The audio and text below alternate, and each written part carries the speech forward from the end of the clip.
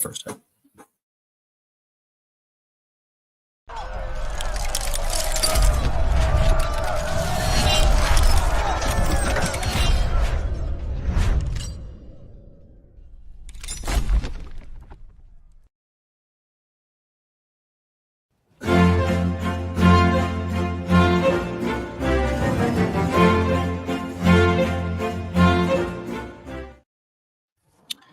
Hello, everyone. Welcome to the Mile High Sports Symposium. I am JT Matthews at JT Matthews01 on X, and I'm here with the Dr. Nicholas Manning at DR_in Manning on X as well.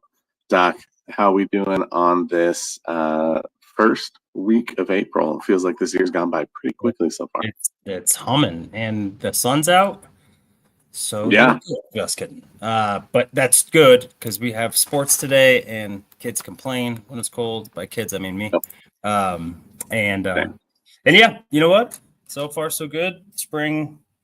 I feel a little bit more optimistic about some things. Obviously, some things not as optimistic about. But sports is in a good spot. Got some good things going on, and I know we're going to get to a ton of it today. So I'm super pumped. But first, how are you? I am okay. I am dragging a little bit today for whatever reason.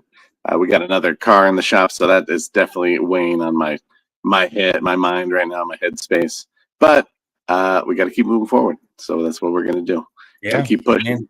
Yeah, life doesn't let you pause because that'd be dope. But you're right. You're right. And right now, you're right. Even though you don't want to be right, I don't want to. Especially right now, you are right. I want to be wrong, but here we are. So we may as well talk sports. Try and be wrong sometimes, end up being right. Anyway, it's just what do you do? The curse, really. It really is. Let's jump right in. Let's do it. Let's start with our probably least talked about team, but a team we still have affection for in the Colorado Rockies. Colorado Rapids. Oh, yeah. We should talk about them someday. Go Rapids. Shout out. They're pretty good. Well, we'll pick it back up. We only have so much to do in an hour. But even less enjoyable right now is your Colorado Rockies. Yeah, the Colorado Rockies are off to a 1-3 start. They played this afternoon against the Phillies, who are off to a 3-1 start, which is where we were hoping we would be. Kind of quickly run through what you've seen so far this season. I think we covered in the preseason what our expectations were for this team and kind of how they've been playing in training, spring training. And, they had moments for sure where they were looking pretty put together. The pitching looks solid, and really the pitching doesn't seem to be the issue so far. So just give me your thoughts on the first kind of 4 games, that the Rockies have played. Yeah, really, they just as easily could be 3-1. Tremendous starting pitching, which, we're 4 games in, but it's still 4 games in. Everyone has played at least 4 games right now, and I believe that the Rockies have the 3rd best starting ERA, if I recall. It's under 1. That's Kyle Freeland. That's Ryan Feltner. That's German Marquez, who was dealing last night. And so if there's some silver lining right now, like that's it. I expect that probably comes back down towards the mean just a little bit. But German Marquez has been a dominant pitcher in the MLB. Kyle Freeland has been, was a Cy Young runner-up or like 3rd in Cy Young voting his rookie year or second year. So he has been good in Denver, right? And Antonio Sensatella has been a really quality starter. So there at least is some history with those guys being productive, good MLB players. Right now, the problem is the bullpen and hitting, which the bullpen is ERA over 10, which I'm going to go coach our kids in coach pitch. That's about our ERA in mind you, I'm pitching. So not great, not great at all. And you think that some of those things are going to even. The bullpen was worry for me. We talked about it with Drew when Drew Kreisman was on. It still is and still will be. you hope you find some diamonds in the rough. It's really demoralizing when you pitch 6 innings of, Kyle Freeland, 6 innings of shutout baseball and 67 pitches, gets pulled out because it's baseball and we don't pitch far or long anymore. And then the lead immediately goes. Defense was an issue in the second loss, and then the bullpen crumbled in the third loss. So stop me if you've heard that before. On the other positive, the hitting can't be worse. And so, Sure. you got some young guys that will figure it out. You also have hopefully some reinforcements like Zach Veen, et cetera, that will probably be coming up in May. And Chase Dollander, the Rockies prize pitching prospect. They also grabbed, I hope I say his name right, Mickey Moniak, who is an outfielder. He's only 26 years old, was the number 1 pick back in 2020. 2020.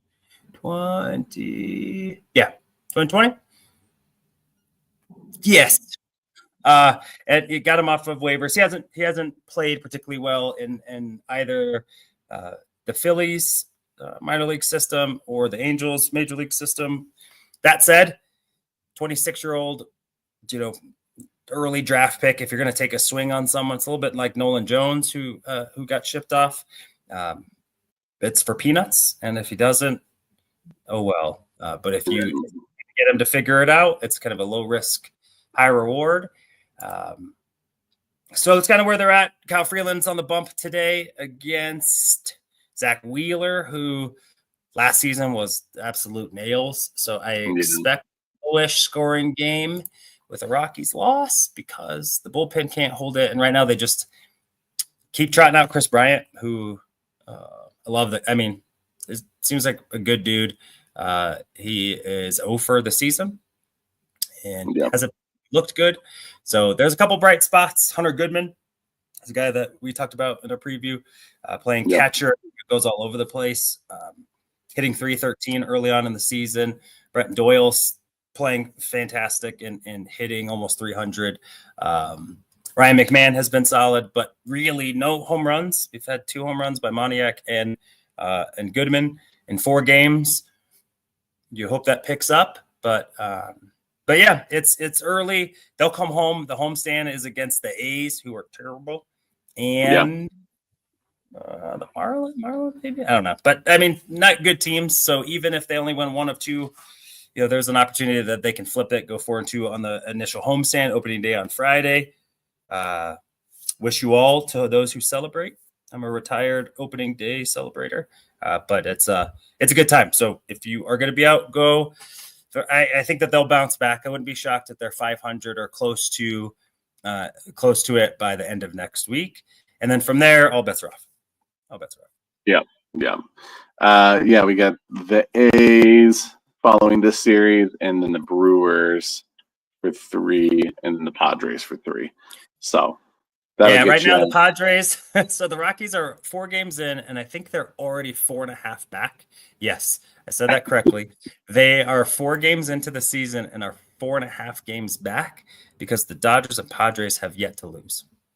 And those are the next after the Brewers. You play the Padres, then you play the Dodgers. So, the Brewers are kind of in a reload mode. So hopefully they take advantage of Milwaukee. But in the end, the season is really to get the young guys some seasoning and get settled kind of into next year. But hopefully, to be 4.5 games back when you've played 4 games, it's not a good feeling. It's like the opposite of that kid that has like a 4.9 GPA out of 4. It's the opposite of that. So, got a lot of work to do, but it's early. And you know what? If the starting pitching turns out to be a real strength and the bullpen is just the reason, you can find guys that can come into Coors Field and pitch 1 good inning 60 times. Like it's happened. Sure. We've done it. We've had some really good bullpen guys. It's a good place to spend money on all that good stuff if you need to overpay. So hopefully things right out so that the bats can catch up. But so far, not great, Bob. Not great. Not a great start, unfortunately. I mean, we'll be keeping an eye on the Rocky season as we go forward, and there's bound to be bright spots. Guys that'll have breakout moments, guys that'll surprise us. But I think unfortunately, it feels a little par for the course for this team over the last few years. Optimistic that we can get some good wins down the stretch here and maybe push for a better start to this season, but it is what it is at the moment, and so we just gotta wait and see.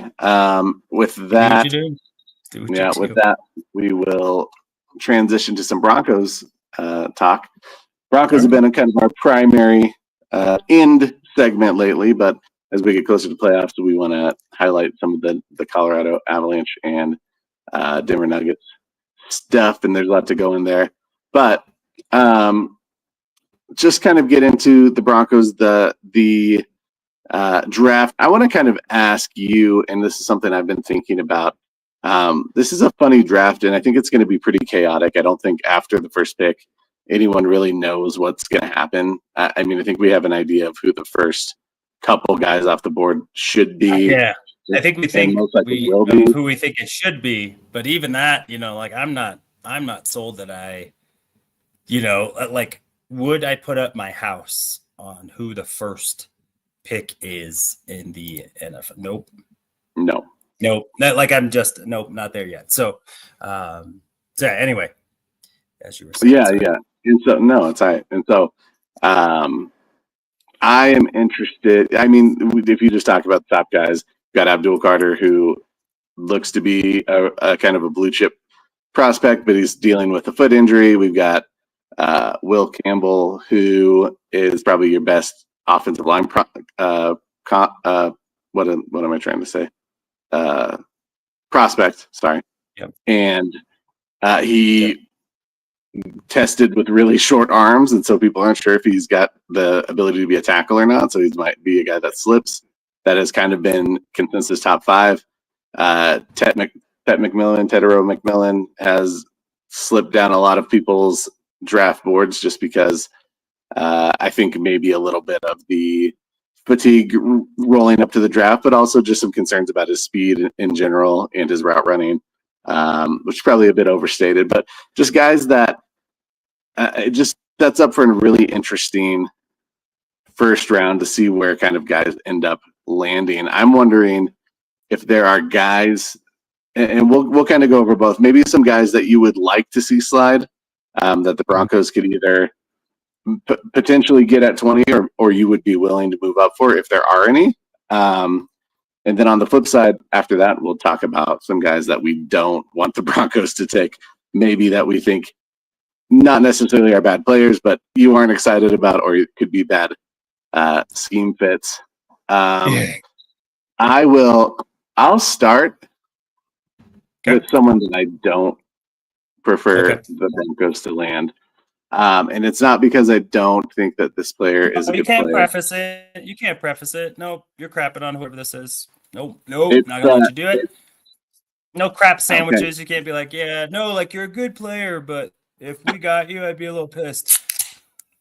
Okay, fine. No prefacing, but you're going to be mad because it's Matthew Golden, and this is the guy that we took. I know we took in the mock draft that we did a couple weeks ago. Last week. Mm-hmm. Why? I don't know. I don't know what it is exactly. I think that he's a good route runner. I think that he can get separation with his route running. He's fast. There's something about him that doesn't click with me. I don't know if it's physicality. I think that part of it is production last year. I think he had right under 1,000 yards receiving for Texas. I feel like they used Bond. They will look to Bond first, I think, a lot in those late game situations or when they needed a big play. I think Golden came up with some big plays in those moments. But I feel like we are settling for at 20. I want someone who's got wide receiver 1 potential, and I don't know that he does. And so I think that's where kind of my disconnect is. I don't think that it's a talent issue or a skill issue. I think if you like Matthew Golden, Emeka Egbuka, I think those are guys that you could naturally slot in and see them being 2s. or you guys that you can put in the slot and kind of work around your formation. That gives you some variety, especially with a guy like Mims who you play all over the place. I don't know if I love the fit for this team. I don't know if I love the upside. And I think that there are guys that could be there that could have more potential upside. Okay. You know what? That's fair. That's fair. I think I've said that even before about if I'm going to draft a receiver in the first round, especially for a team that doesn't have Cortland Sutton is a number one receiver in my book. Yeah. Is he if you double team him, he's still open. Number one, I don't think he's dominant. And mind you, there's 5-10 of those guys that are, I'm throwing you the ball. F it, they're down there anyway, kind of thing.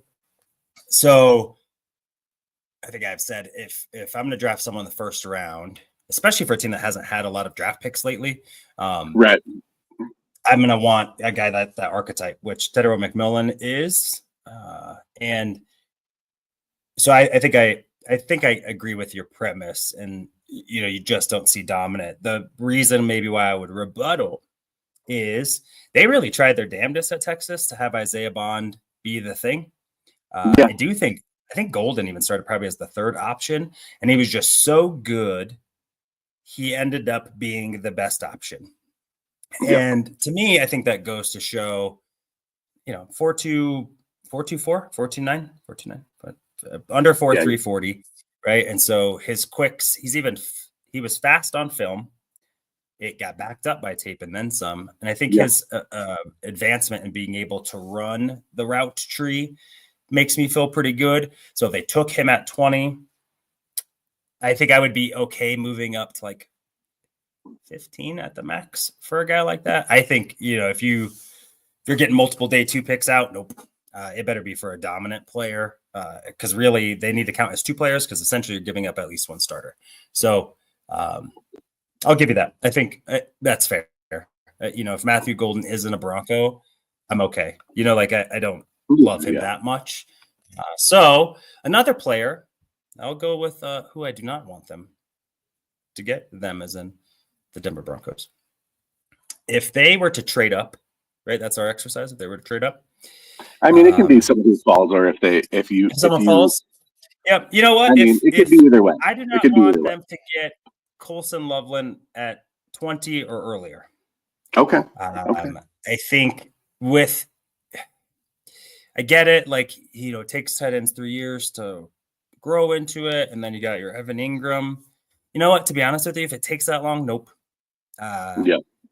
I don't want a project right now. We are opening up a Super Bowl caliber window. Right. So unless you feel like at least by this, by next season, he's a dude, and a dude that can play inline. Evan Ingram is going to be better than Colson Loveland at being the big slot for the time that Evan Ingram's here. So why am I going to waste a first round pick on that guy? If they traded back, got Colson Loveland, I'd feel really good about that.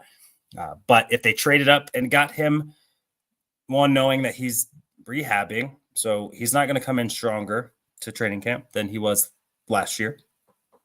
And you're going to have to use him to maximize him the same way that you're going to use Evan Ingram. That's not ideal for me. So I know that's not popular. Colson Loveland is a dang good player, probably could be, will be. But with the way that this team has handled the offseason, that move in itself would make me, I wouldn't be thrilled. And especially if they moved up for him, I for sure wouldn't be thrilled. So you're giving up another starter by the end of next season, ideally, for a guy who probably won't be a starter until after next season. So not this upcoming season or the following season, but after that, he probably would then be the man, which to me, if that's the case, you probably draft another guy that year and have them come in and be the guy, or draft one next year with a year of maturation. If I feel like a guy is going to take 3 years to grow, or we have someone that is, Evan Ingram's top 10 receiving tight end, or statistically, I don't think Colson Loveland is going to be able to be that just yet. So, so that's my no-go stamp. Sorry. Yeah, I can see that too. And it's one of those things where he's not going to be, in line. He's not going to be a good blocking tight end, at least not for a while, if at all. He hasn't really shown that. That's not really part of the game that they valued for him in Michigan. Not to say that he can't build that, but he's definitely a project when it comes to that piece of his game. He's also coming off injury. We haven't really seen him much in the offseason, so we'll have to see if he recovers. I'm sure he'll recover at some point, but just what that progression looks like and how much it'll hamper him early on, if at all. I actually think Colston Love is the best tight end in the draft. But I can also see like an argument like, hey, you went and got Evan Ingram for a reason. He's going to be your stopgap guy for now, at least. That means you don't have to spend that capital on a first round guy. And if you end up finding a guy that you like that has high upside in the second, third, fourth round, I'm totally behind them going that route. Yeah. I'll name a guy that I would like to see slide. Okay. So you like to see a 20 or a trade back? Yeah, 20. I mean, 20. If someone if this player slid to 20, you'd be pumped. Yeah, and I don't know that they would take him, and I think that there's a lot of mixed reviews on him, and that's Will Johnson, cornerback out of Michigan. I think he's still cornerback one in the draft. I like that. There are a lot of questions about his speed, his long speed specifically. He's a better zone coverage guy than he is a man coverage guy. He's a guy that I just think is naturally talented, has an eye for the ball. It has good ball skills, comes downhill, isn't afraid to tackle. He's a guy that kind of ticks all the boxes as far as, you don't need him to be your cornerback one, which is the nice thing. It's kind of a luxury, right? I like Riley Moss. I think Riley Moss has CB2 potential. We also saw Riley Moss at the end of the year last year get cooked a little bit. And that's normal for a guy in really his first year of NFL play at that position. Yeah. Can he bounce back? I think he has potential to bounce back. But I also think that if you go and grab Johnson, I think that you just got your 1 and 2 solidified for the next 4 or 5 years. Riley Moss is an additional great depth piece, or potentially you could work him into the slot if you needed to. I think he's got the ability to be able to go down there and kind of battle in the trenches a little bit with as a nickel. I just think it sets up your secondary for success, even though it doesn't seem to be a pressing need. It's definitely not a position of need early on necessarily. I don't think people would note that as one of the positions of need. However, I think depth-wise, I think it's not really if you think about it. Right, exactly. So I think he's a guy that I would be excited about. I would be interested to see if they would take him. I don't know that they would, but if they did, I would be pretty excited. Yeah, I love it. I like Riley Moss. I think Riley Moss has an opportunity to be a really good CB2. He definitely struggled in coming back from injury and has been injured in both of his NFL seasons. Yeah. So with that, I think, availability is a skill, and he's had some, that is a skill, at least to this point, that has been lacking. Jaquan McMillan is going to be unrestricted free agent next season, I believe. And so if you're thinking about that, especially with, and I like J-Mac, but I don't know that he keeps me from adding additional talent like DeMar Mathis as a 4th or 5th guy. He does not keep me from adding talent. That is an area that I would, I'd stack talent on talent. Hey, Will Riley, McMillian. Will Johnson has like PS2 swagger though, like that quiet confidence. His long speed, sure you can, but he plays Ohio State every year. And, you can go watch that that's NFL tape, right? Like you can go watch anybody else, that's wide receiver and go watch him hang. And if he can hang with those receivers, I wouldn't be scared about him adapting to the league. And you know what? Best players win.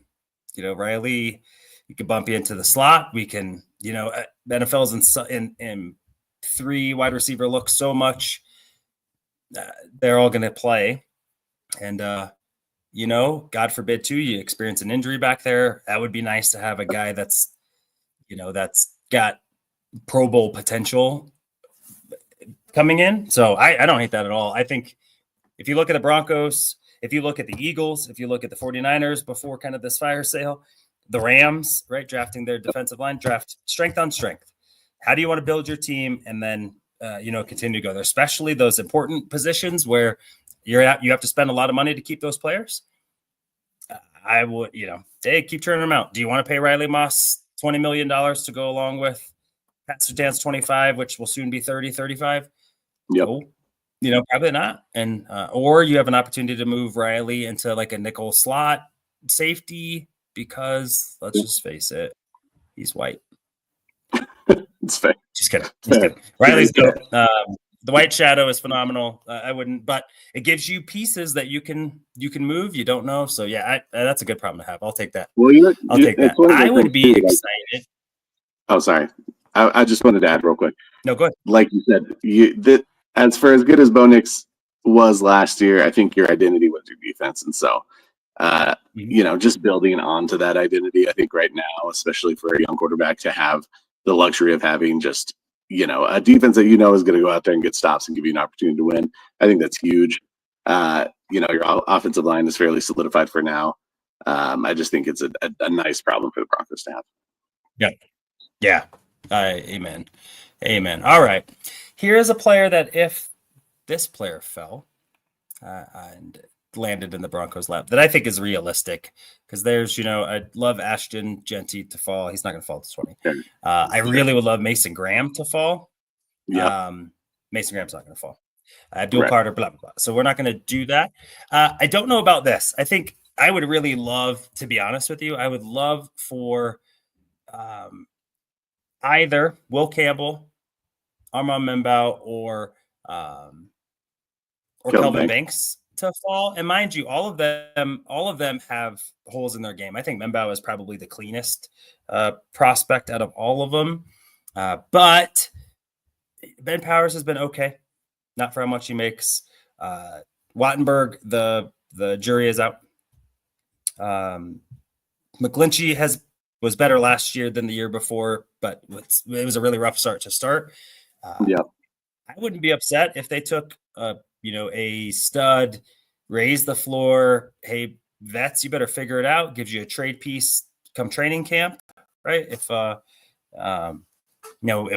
Campbell or Membao comes in, and you know what, McGlinchey is phenomenal, but Membao is better, cheaper. That's a tradable asset. So I would love offensive lineman to fall, and for the Broncos to pounce. My trade up, again, I'm gonna do this all day. And mind you, I've kind of cooled on this because I think most of us have a little bit. I still would love Tyler Warren to be a Denver Bronco. So as much as I was like Colson Loveland, not quite. If they traded back and got Colson Loveland so that they could get another impact player for this year, I would be more than fine with it. So if they got an extra day 2 pick and they got a guy who could come in as a rotational defensive lineman or running back, etc., that would be okay with me because then you're not giving up, in my terms, like in the first 3 rounds, you're getting guys who you project to be a starter this year or next year. And to take a guy that won't start and probably will see a limited action, to be honest with you, because he doesn't bring the physicality and you already have one of those. I think Tyler Warren does so many different things when it comes to inline, when it comes to blocking, when it comes to being an H-back, when it comes to getting the ball handed off to him. The creativity plays alongside to Evan Ingram, and I think that, to me, would be phenomenal. I tried to really get off the Warren love, but I think he's a stud. I think he's a guy that not only will come in and earn reps, but he's a guy too that has shown the capability to be in line, which Adam Troutman is a nice other vet guy. But I would hate for it to be like that's our default tight end one because Evan Ingram is kind of your big slot, your joker, however you want to phrase it. Nope, I do not want Troutman to be our tight end one. I want a guy that who can come in and be a part of 100% of the snaps and is impactful for 100% of those snaps. So I still would love it. I think he is phenomenal. I think he's gettable. I know that there's a lot like top 10. I don't know a lot of teams that like want to spend top 10 on tight end. And he's not Kyle Pitts or, where he's a freak athlete. I think he's a really good football player. And you have to trust your offensive staff to say, if we're going to use a first round pick or a top 15 pick, that you know what to do with it. Because if you don't, right, like let's get a defensive lineman that we know what to do with. So if he were to slip a little bit and the Broncos were to go up and get him, I'd be pumped. I'd be pumped for sure. Yeah, and I think it's a good point because I as much as I like Colston Loveland and I have him as my tight end one, I mean, bringing in Tyler Warren, like you said, allows you to play both Ingram and Warren on the field at the same time, and that gives you just an additional threat, in the passing game. And then if you draft Warren in the second round or in the first round, you may as well draft a running back in the second round because he's going to be out there blocking. He's going to be tenacious. You can line him up at fullback. I mean, you can put him in so many places where he can empower this running game as well. Like you may as well just start building a little bit of an engine there for your offense to be able to run the ball too. I would, as much as I probably wouldn't go up and get him if he fell to 20, or even if you had to go up a couple spots and didn't have to give up too much, maybe a future fourth or future third, something like that, or even a current year. I think that's definitely worth making a move for. And I wouldn't be upset at that range at all. I do not want them to give up, mind you, unless it's for, I think each draft has about 7 studs. Right? These are blue chip prospects. Those are the only prospects in the first round that I would go up and get, or a quarterback. Really, outside of that, it's kind of one of those like, if one of your division rivals, if the Chiefs, Raiders, Chargers drafted that guy, like, how would you feel about it? And if it's like, no, I don't want to see that guy against us, then you better go up and get that guy. Yeah. If your answer is like, yeah, that sucks, he's a good player, but there's other players like, okay, then let the board fall as it may. I think, I think you saw what they did with Taysom Hill. Not throwing necessarily, but he's a much better receiver than Taysom Hill. And you've already seen what Sean Payton can do with a guy like that in some different packages. And so having a 260-pound guy in the backfield, maybe we won't struggle on 3rd and 1 anymore. Right, exactly. Yeah, and plus if you match him with, kind of a power, like a, I'm blanking right now. Who's our running back from Notre Dame? Oh, Estimate. Yeah. I mean, then you got 2 brutes in the back, and then and you can motion out. You can. I think there's a lot you can do, and that's the part that gets me is like he is day one ready to play, and he can do a lot, and so you can mix and match with him staying on the field versus Loveland. There's only so much. There's only so much that you can do. Whoa. Blink twice if you need help.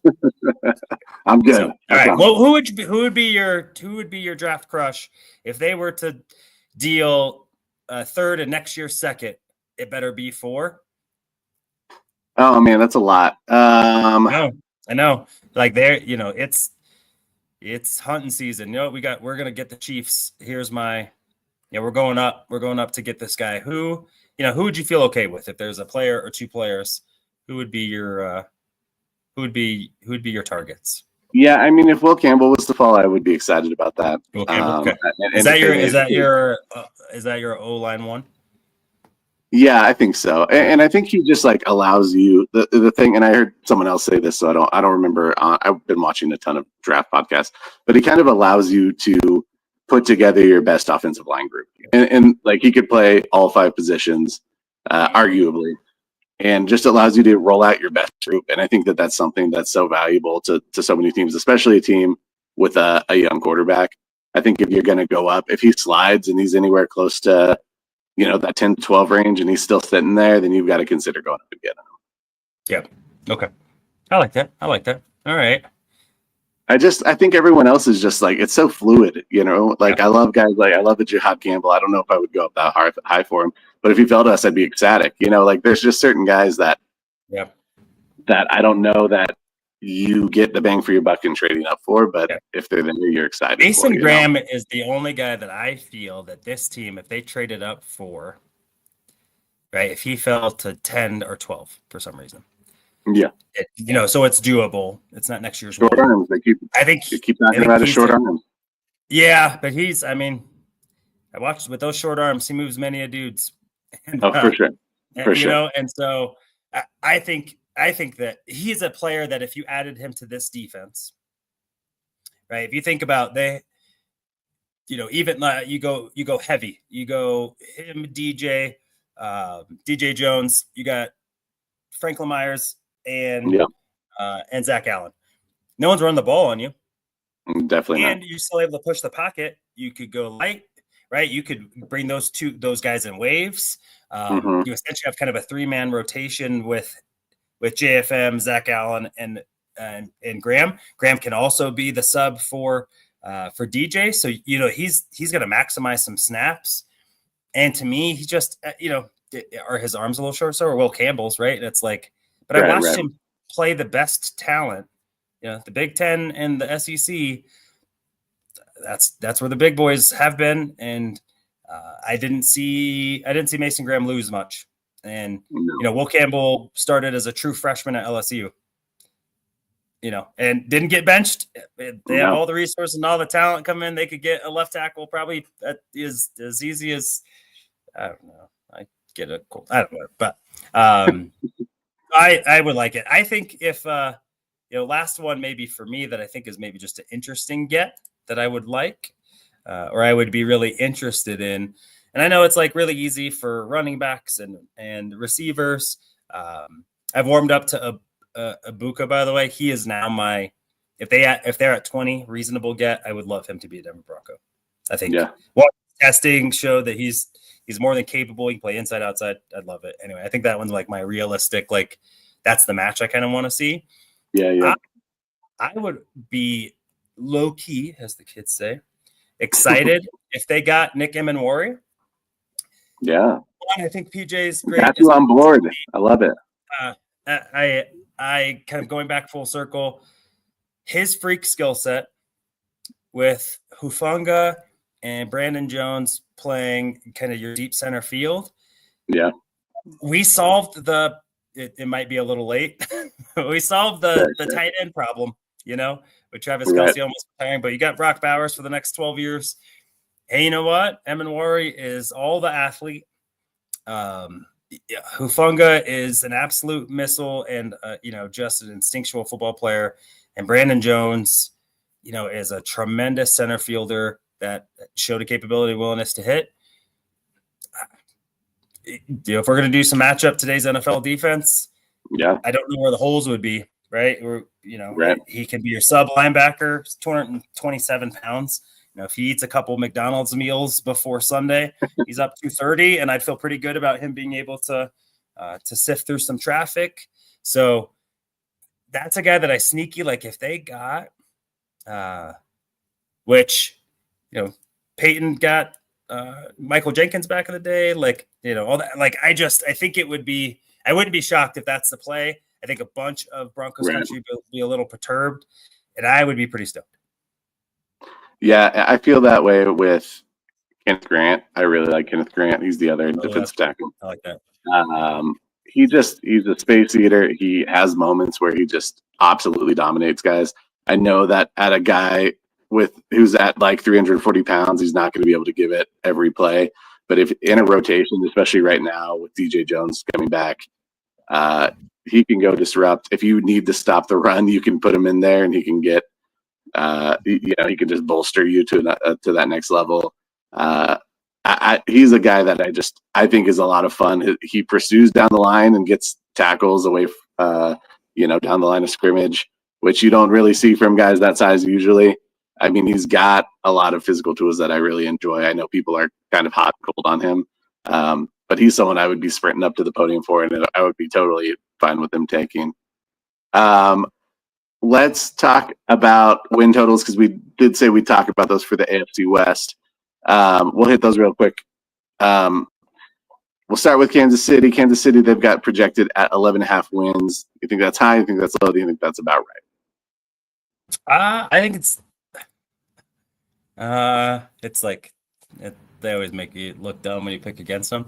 I think they might be a better team, but I think 10 to 12 wins is about. I think 12 wins is their ceiling. I think they're probably going to be at 11 wins. I think they'll even out just the luck of the draw. I would assume. I think that they got every bounce last year. I don't think that can be the case every year, and I think this year it will be different, because I also think the Broncos will be better. I think that the Raiders will be a tougher matchup for everybody. I think Pete Carroll, they've been a mess, and Gino gives them some competent play. So I think within the division, everyone's kind of catching up. I don't think that you can say that the Chiefs are better on paper today than they were with some of the exodus. And another year in the tooth, Joe Thuney, right? And so, I'd say I would bet the under. Okay.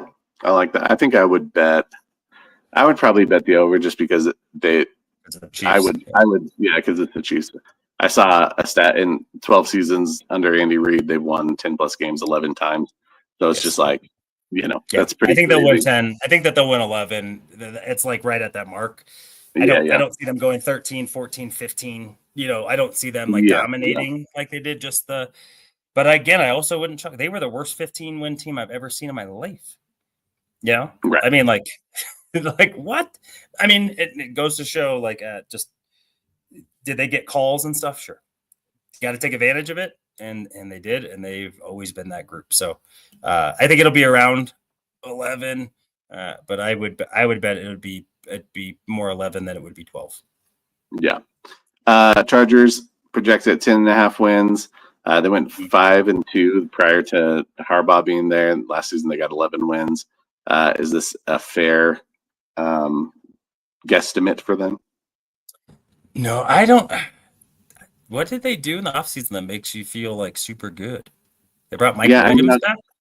Yeah, offensively, there's a lot to be desired still, I think. Yeah, I'm like, I don't see it. So I guess if it's just Harbaugh's a dang good coach, and I think that Herbert got exposed in the playoffs, mind you. Yeah. I think Justin Herbert's a phenomenal player, and I'm not saying he's not. But they also still don't have tremendous weapons. McConkey showed to be a dude. But again, he's not dominant receiver one dude. And so I don't see that they got one, and maybe the draft will be it, but Najee Harris isn't it, but nope. So I would say under, I'd say under, 9 or 10 wins ceiling. Okay. I don't feel really good about them duplicating what they did last year. Yeah.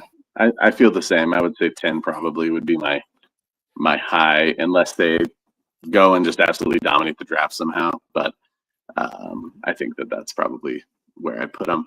Vegas, before we get to the Broncos, got 5.5 wins. High or low on them? Last year 12-5 against the spread, so they were competitive and covered. 8-0 when they were the favorite, so they beat who they were supposed to beat, which to me that shows to be a good team. They are again going to have a third place schedule, which they did last year, which is pretty cool. When you win 10 games, you improve, you make the playoffs, you get the same kind of. I think I'm bullish, man. I know we'll do that soon. I think that they. You tell me they can't win 10 again with the additions that they made. Alex Singleton coming back. They didn't really lose an impactful free agent. I think they're going to trip and fall and land into a running back that's better than we have had here in the last several seasons in this draft, shoring up kind of every offensive gap.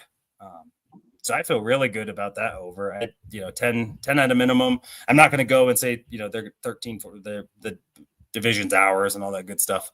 But I think they're better than the Chargers. I think that they'll get over that hump this year. I think they'll split again with the Chiefs. I think they're better than the Raiders. And in doing so, I think there's 4 wins at least there, and then you go to you got to go get a few more. I think we have the 9 games at home this year. Yeah, I think so. I think that's that year to get the extra home game. So 7-2 at least at home. Trip and fall, land in 3 runs on the road. Yep. So I feel real good about that. What about you? Yeah, and I'm trying to remember too. So 9.5 for Broncos. I'm trying to remember our outside of division opponents. Do you remember who they are? I feel like they're not too bad, which I think goes into the calculation. I mean, I think that the Broncos have. I think you could win if you win 4 of your divisional games at least. That puts you in a good position to win enough to get 10 for sure, and definitely depending on who your out of conference opponents are or out of division components are. Yeah, so they will host the Jaguars, Titans, Cowboys, Giants. Yeah, not a be on the road to play the Texans, Colts, Eagles, Commanders, and then they have the. Who is it? So for the extra home game or the extra game, they will play in New York to play the Jets. Okay. So you beat the Jets, you beat the Giants.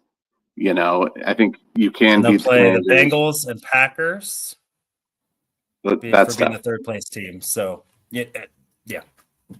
That's tough. But I mean, I think that it's definitely I would lean over for Denver. For sure. I feel pretty good. I feel pretty good about that. Really, it's like the Eagles, especially on the road in Philly. Not excited about that matchup for sure. Definitely not. Cowboys, Giants, on the road against the Commanders. I think that'll be a tough. I think that'll be a tough game. Get the AFC South. I'm not scared of any of those teams, for sure. And then you get Cincinnati at home. And the Packers at home. I think the Packers are a good team. Jordan Love isn't a guy that frightens me though. Sure. Broncos gave the Bengals all they could ask for last year on the road. You get them in Denver. I feel pretty good about those. And then you play the Jets on the road. Justin Fields. I feel pretty good about that. Yeah. Raiders 5.5. Would you go over or under with them?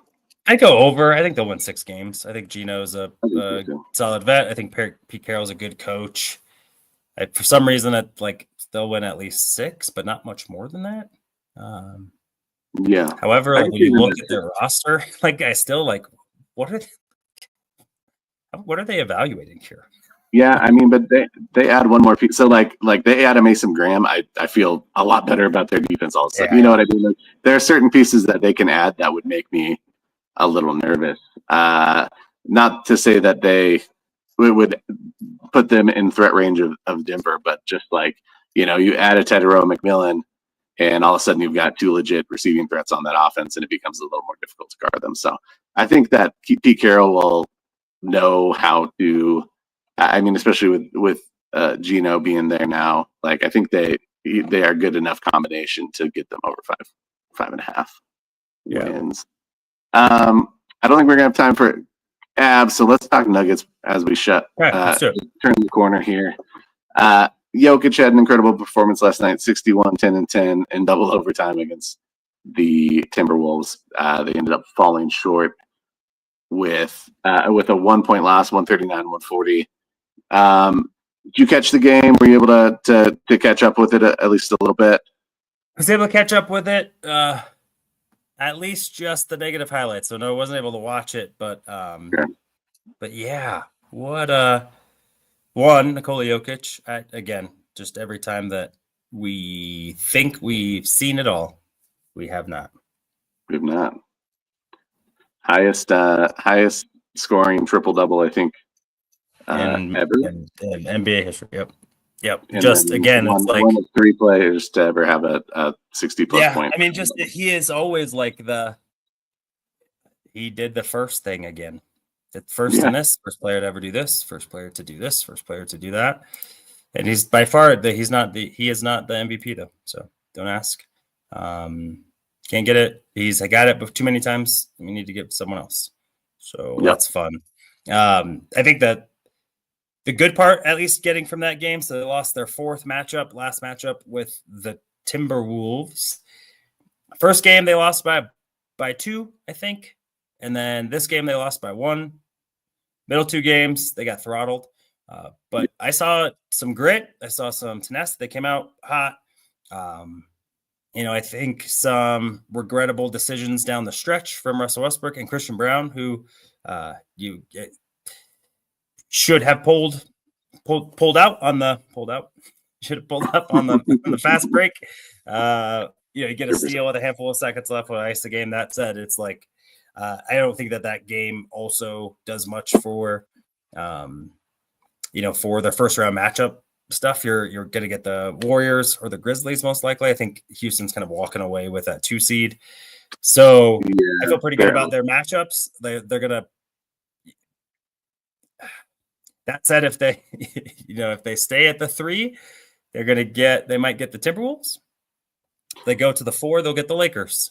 So it's like a little bit of like which one, I might take the Lakers. So, I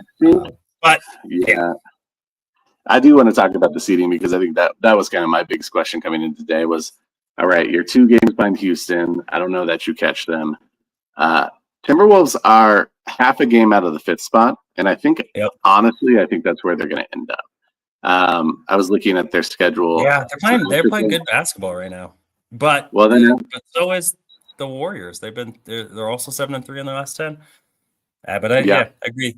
They're scary. I mean, just looking down. So I looked at the schedules yesterday. I got them pulled up here. So Timberwolves' last 6 games, they play the Nets, the 76ers, the Bucks, the Grizzlies, the Nets, and the Jazz. Win. Yep. Maybe the Bucks, but with Dame out and Dame out, being real cautious with Giannis. I mean, maybe they're 5-1, maybe. That's a favorable lineup there. Right. If you go to and then the Warriors down the stretch kind of have the opposite problem, right? So they play the Lakers, the Nuggets, the Rockets, the Suns, the Spurs, Trailblazers, and Clippers. So I mean, those are a lot tougher teams overall. Yeah. You probably beat the Spurs, you probably beat the Trailblazers, you probably beat the Suns. The Nuggets, Rockets, Lakers, Clippers down the stretch. I mean, those are going to be huge games. even that Suns matchup. I mean, there's a team that can mess around and score 140 if KD's playing. The Trailblazers are, again, the second half of this season, they're, mess around and might be in the playoff or the play-in scenario. And obviously the Clippers are a gutsy team that'll be in the play-in. And so, the Suns are fighting for a play-in spot. None of that stuff's wrapped up, at least when they'll play. So I think that's a great observation, sir. I just think that you don't want to see the Timberwolves in the round 1. You don't want to see the Lakers round 1. And as much as we've owned the Lakers in the past, I just think it's a different team. It's a well-coached team. When Luka adds a dimension of offense that they didn't have previously, they're able to get LeBron healthy, kind of going into the playoffs without having to overtax him. I just think that matchup becomes a lot more difficult, and they let him guard Jokic the way that they guard him, which is to me requires them to foul him a lot and get no calls, but I think that they'll allow them to guard him that way. And so I think ultimately, of the teams that you're probably matching up against, you're looking at Warriors, Grizzlies, Timberwolves, and if the Clippers get hot, maybe, but probably not. I would say probably one of those 3. So you're really shooting for the Grizzlies to fall and maintain that 6th spot. But chances are you're probably getting the Timberwolves or Warriors. And personally, I would like to see the Warriors in the first round over the Timberwolves. Yep. Yeah. Yeah. Do I think that they could beat the Timberwolves in a series? I do think that they could. They haven't played in any of those 4 matchups. They didn't play. Their starting 5 was not available. So you hope that right now they're doing some maintenance stuff with Jamal, and MPJ was out, personal stuff, some family things. So you hope he's okay and things get back to normal where he's in the lineup. That said, they're a tough matchup. I mean, they were in the title season, right? They were the Nuggets themselves said that was the hardest series at all of them, even though they won in 5. It's a lengthy, gritty team that just, and especially kind of getting in your head a little bit.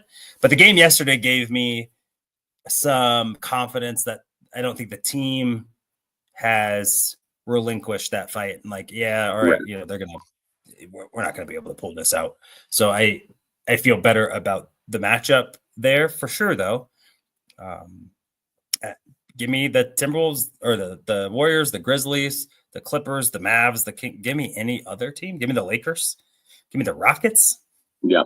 Yeah, it's really like that just is the Thunder and the Grizzlies are the toughest matchups for the Nuggets because of the youth and length, right? They're younger, more athletic teams. To be honest, in a 7-game series, I think that those teams are going to be difficult for any of the teams. Yeah, those teams are going to be tough outs right now. And so I would like that. That said, what I would like most is I want everyone available. And you know what? Yeah. If we saw it last year, they ran it hot and it cost them. Okay. All right. The feedback was we pushed too hard, pedal to the metal, trying to worry about seeding and matchups. All right. This year we're gonna play with everybody. And in the end, you got to go through everyone anyway, probably at some point. And so it's a little bit like the Avs. They could have a really tough early round matchup. Yep.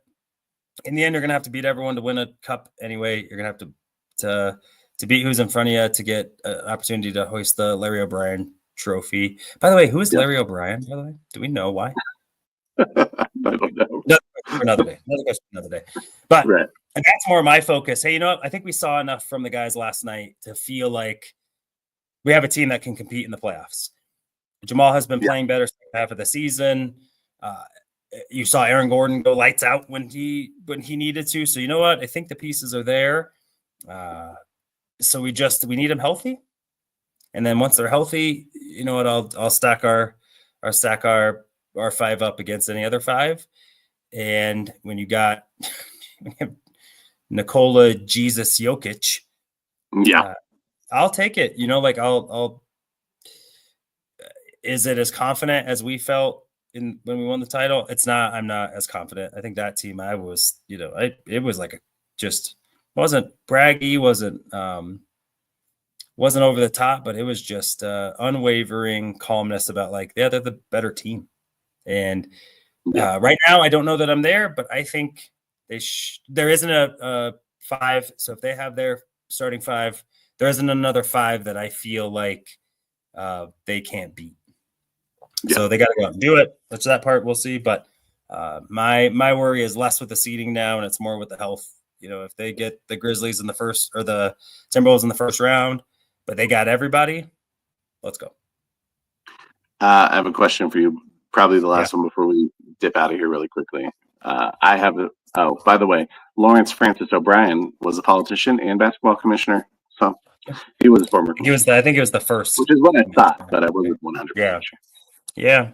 Born on July 7th, 1917. Good old 1917. Good old. I mean, got to remember back. That was a good time. That was a good year. That was a good time. Before Great Depression, World Wars. When things were. I'm all done. Okay. Real question. I don't care for a second. So the question is, in a playoff scenario, going down to the wire, who would you rather have in at the end of a game? Okay. Christian Brown or Russell Westbrook? It's what's the scenario? We're tied? Yeah, let's say 2 minutes to go. Game's tied. Yeah. You got to keep someone. Yeah, it's like if we're tied or winning, I want Christian in. If we're down 2, we're down 2, we're down 4, I want Russ in. Because I think Russ, offensively, he's more willing to make some stuff happen. That said, Christian, Russ got the steal and kicked it out, and Christian, instead of taking initiative and taking the ball up and peeling out, he threw it right back to a guy that is balls to the wall. Like, Russ is who Russ is. So it's can I be mad at Russ for doing something that I could, but you know what? It's also like Christian, like you're a starting 2-guard in the NBA now, right? Like you've won at every level you've ever been at. You're a championship player. You also know better. And so I don't want to let him off. My worry about him is just, are you going to assert yourself enough in those moments to, offensively, I don't think he would. I think Russ, I don't think there's a moment too big for him. Whether or not he comes through, whether or not he makes the right play, he's going to make a play though. Yeah. And that to me is like, I'd rather have a guy who's going up, 2 strikes or 2 outs, bottom of the 9th, that he believes he's going to, I'm going yard, man, than a guy that's like, he's probably much more, but I don't know. It's such a hard question. Really they're very different players. They're very different players. Yeah. And it's because it's, you had KCP, right? Where it's like, he was steady enough that you knew you could trust him, and clutch enough that he can hit a bucket. But he also wasn't, if we were down 4, I'd rather have Russ. Like, I'd rather have a guy that I feel like can get a steal and is going to get up court. He's going to put he's going to try and make it happen. And that part I'll give to Russ. And a regular season game, to be honest, they win that game. It doesn't change anything but our emotional, we got him, which in my head, we got him last night. Yeah. You played without 2 of your starters. Yeah. You had them, you hung there, all that good stuff. You know what? I feel fine. That was a litmus test of if we go 7, if we play 7, we're going 7. And I'll take having Nikola Jokic and the sting of last season and getting ousted in game 7. I'll take that. If you were to tell me hey, round 1, we got the Timberwolves, it's game, they're going to go full 7, I feel really good about it. I'd say let's go. Yeah. I'm torn. I think I would rather have Christian but just because I think it's more predictable and it's it's the predictability factor for sure. Yeah. Russ can make a great steal and then go blow the layup on the other end, and then it just doesn't matter, So that's the part that gets me. Yeah, which is crazy a little bit because it's like if this were 3 years ago, he's tomahawking that on someone's dome piece. Oh, for sure. And it just kind of stinks a little bit that mentally, right? It shows that we're all human. Mentally, he's I'm that dude, right? Yeah, because he's still world-class athlete at 36. Let's not take away from him. The guy is phenomenal. But if that were 22-year-old Russ, right? He's double clutching, someone's hurt. And it's not a problem. He dumps in, first thing. Should he have pulled it out? But yeah, you know what? Can't lose. I think the bigger issue was that he fouled, foul 3-point shooter. Yeah. You can't put yourself in a position. That's the part that killed me, not the steal, not even the miss. Sometimes it doesn't go where you want it to go. The mental error of probably trying to now overcome the error, that part kills me that Russ has. And I don't think Christian would have done that. So in that instance, I agree with you. But yeah, if they're losing, I'd rather have Russ. Go make something happen. Because I think what killed us against the Timberwolves last year in that game 7 is we didn't have a dog to say no, but we're all done. We're all done with this. Let me go get a bucket. We didn't have a stopper, and Russ is never going to concede. So I guess it kind of just depends, but yeah, they're both flawed and they both have some really significant strengths. And sadly, they are opposite of each other. Yeah, they are which I guess is good. If you form them together, it's a damn good player, man. That's for sure, 100%. Yeah, great handles, good finishability, great defense, right? Energy, great athleticism. Yeah, we just need to merge them somehow. Merge to a mega person. All right. Well, everyone, we appreciate your time today. We're going to call it for the day, but we appreciate you just tuning in and interacting with us. Hit us up on Twitter if you want to talk about the draft, Nuggets, Avs, Rockies, whatever. We're down to talk about any of that, but we appreciate you. Be kind to one another. And if you need a sports prescription, ask a doctor. Fast lane when I pass in the street, bag of money in the passenger seat. Tempo's been asking for me on the road from the west to the east. Way up, I might never come down, cause the coast's racking up the flight miles. So high, I might never come down, so what, this is my lifestyle. Wait a minute, work hard for the car, so that's why it's all tinted. Wait a minute, had a real late night, woke up with my